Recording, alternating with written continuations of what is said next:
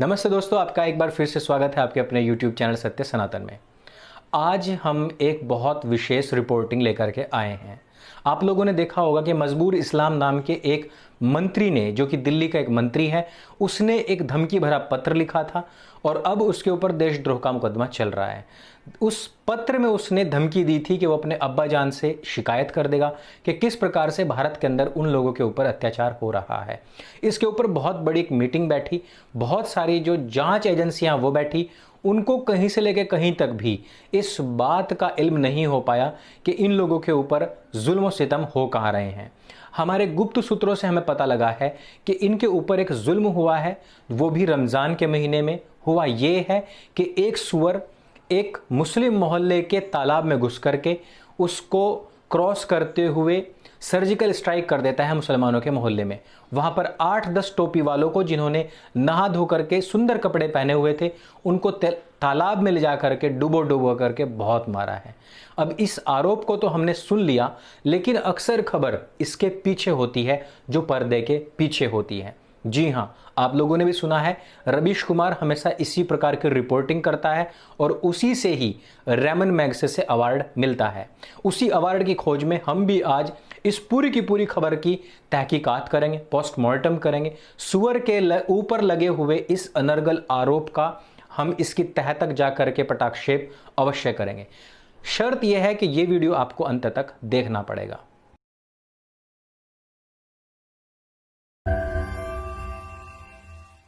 तो दोस्तों, हम बात कर रहे थे मजबूर इस्लाम की, जिसने कि एक पत्र लिखा है अपने अब्बा जान को, और उसके अब्बा जान ने एक सस्ते रिपोर्टर का इंतजाम किया है।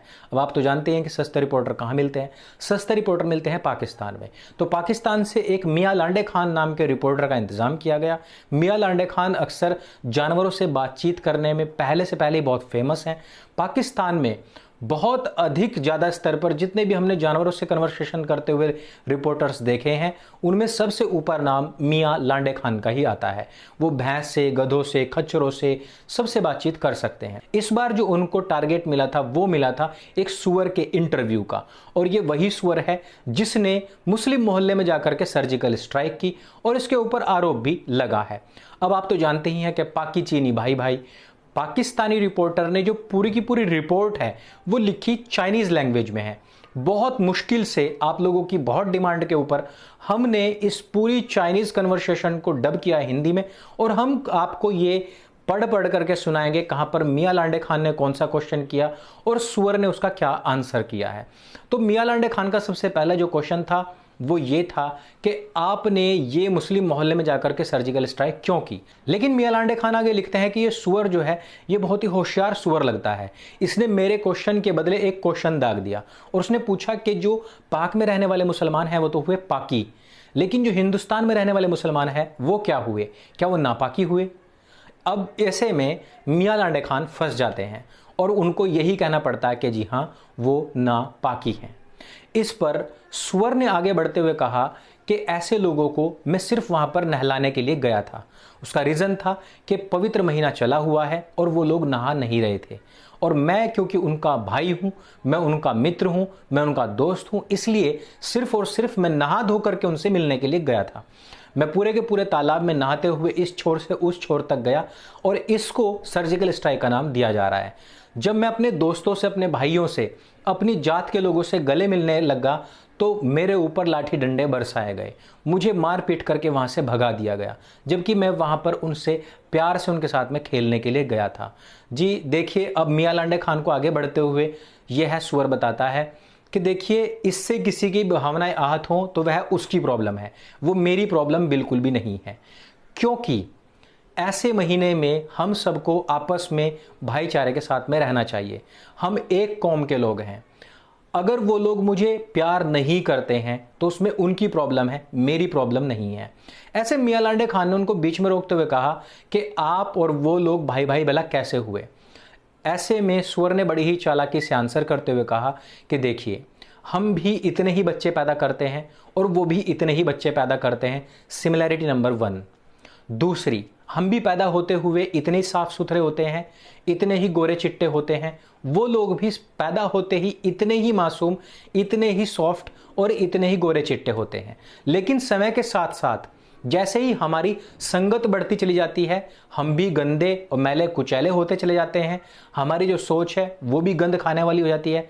और जैसे जैसे वो लोग बढ़ते चले जाते हैं और अपने आसपास का जितना भी उनका संगत है उसमें बढ़ते चले जाते हैं, तो वो भी गंदे होते चले जाते हैं, उनके अंदर की सोच भी इतनी ही गंदी होती चली जाती है। ये हुई दूसरी सबसे बड़ी समानता। तीसरी चीज, उनको भी गंद में रहना पसंद है और हमको भी गंद में रहना पसंद है।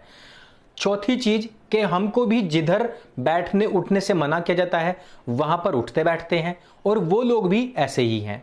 और जो सबसे बड़ी चीज है जो इस तरफ इशारा करती है कि हम और वो भाई भाई हैं, वो ये कि पवित्र पुस्तक में भी हमको मारने के लिए पूरी तरीके से प्रतिबंधित किया हुआ है। हमको मारा नहीं जा सकता है, हमको खाया नहीं जा सकता है। जिस प्रकार एक मोमिन दूसरे मोमिन को नहीं मार सकता है, जिस प्रकार एक मोमिन दूसरे मोमिन का गोश्त नहीं खा सकता है, जिस प्रकार एक मोमिन दूसरे मोमिन के लिए अवध्य है, काफिर वध्य है, काफिर की हत्या कर सकते हैं। काफिर के द्वारा जिन जिन चीजों को माना गया है, पूजा गया है, जिन जिन चीजों को श्रद्धा दी गई है, उन चीजों को मार सकते हैं। लेकिन मैं अवध्य हूं, मेरे को कोई भी मोमिन नहीं मार सकता है, इवन टच भी नहीं कर सकता है। अब देखिए मेरा नाम कितने पवित्रता के साथ में लिया जाता है। इस वजह से हम और वो भाई भाई हैं। इस पर मियां लांडे खान का जो क्रॉस क्वेश्चन था वो ये था कि उन्होंने कहा कि नहीं, तू अपवित्र है, और अपवित्र का नाम तक लेना भी वो लोग अपनी जबान से गंदा समझते हैं, तेरा तो नाम तक नहीं लेते हैं। तो इस पर उस होशियार सुअर ने क्रॉस क्वेश्चन के ऊपर क्रॉस आंसर देते हुए कहा कि अगर मैं इतना ही अपवित्र हूं तो पवित्र पुस्तक में मेरा नाम 3-3 बार क्यों, बार बार मेरा नाम लेकर के वहां पर लिखा क्यों गया है? अगर मैं इतना ही अपवित्र हूं तो मेरी अपवित्रता की वजह से तो वो पवित्र पुस्तक भी अपवित्र हो जाती है। इस पर मियां लांडे खान बिल्कुल चुप होकर के बैठ गए। अब आगे सुअर इस विषय में आगे बढ़ते हुए कहता है कि देखिए मेरी कोई गलती नहीं है, मैं सिर्फ और सिर्फ वहां पर अपने लोगों से मिलने के लिए गया था। वजह यह थी मेरे अंदर एक जलन थी, और जलन ये थी कि वो सब के सब लोग सफेद कपड़ों में खड़े हुए थे, टोपी वोपी लगा करके सब कुछ उन्होंने टंच होकर के खड़े हुए थे। लेकिन प्रॉब्लम ये थी कि मैं नहाया धोया वहां पर गया, मेरा सम्मान तक नहीं किया गया, मुझे किसी ने आओ भगत नहीं की, मुझे किसी ने कपड़े तक नहीं पूछे। मैं सिर्फ यही कहने के लिए गया था कि भाई मेरे, हम सब आपस में भाई भाई हैं, हम लोगों में सब समानताएं हैं, हमारी आपस में बहुत घुलती मिलती है। ये जो काफिर हैं ये मुझे अक्सर काट करके खा जाते हैं, ये मुझे छोड़ते नहीं हैं, और तुम लोग हो, तुम मुझे खाते नहीं हो, तुम मेरा सम्मान करते हो, मेरी जान बख्शते हो, मुझे अवध्य मानते हो, तो इसलिए मैं अब तुम्हारे मोहल्ले में रहने के लिए आया हूं। लेकिन इन लोगों ने मुझे वहां से खदेड़ करके भगा दिया। अब बताइए इसमें मेरी क्या गलती है? जबकि पवित्र पुस्तक वाला तो मुझसे इतना प्यार करता है, उसके लिए उसने आयत संख्या 560 में स्पेशली लिखा है कि वो इंसानों को भी सुअर बना देता है। अब बताइए मुझसे इतना प्यार करने वाला मुझसे नफरत भला कैसे कर सकता है? उसको मानने वाले मुझसे नफरत भला कैसे कर सकते हैं?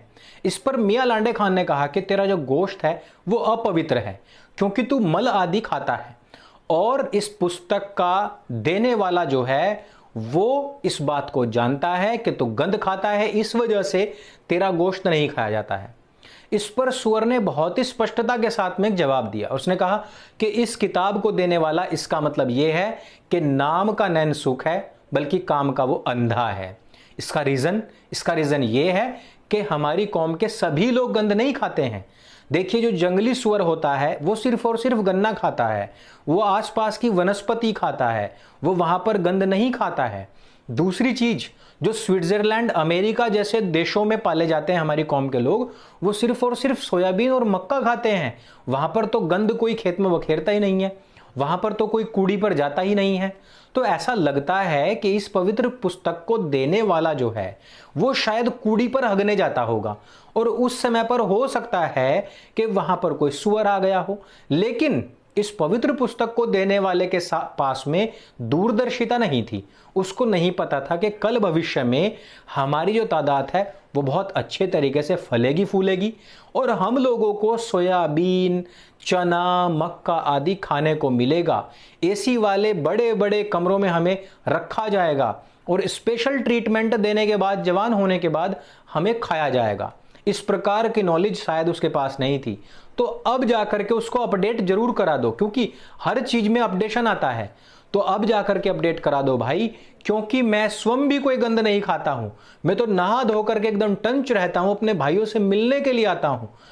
इस वजह से, मैं गंद ना खाने की वजह से तो कम से कम तुम्हारी सोसाइटी में, इस गंदे से मोहल्ले में रहने लायक तो हूं। इस पर मियां लांडे खान क्रोधित हो गए और उसने कहा कि तू अपनी जो औकात है उसको भूल रहा है, क्योंकि किसी भी दशा में तू हमारे लिए अपवित्र है।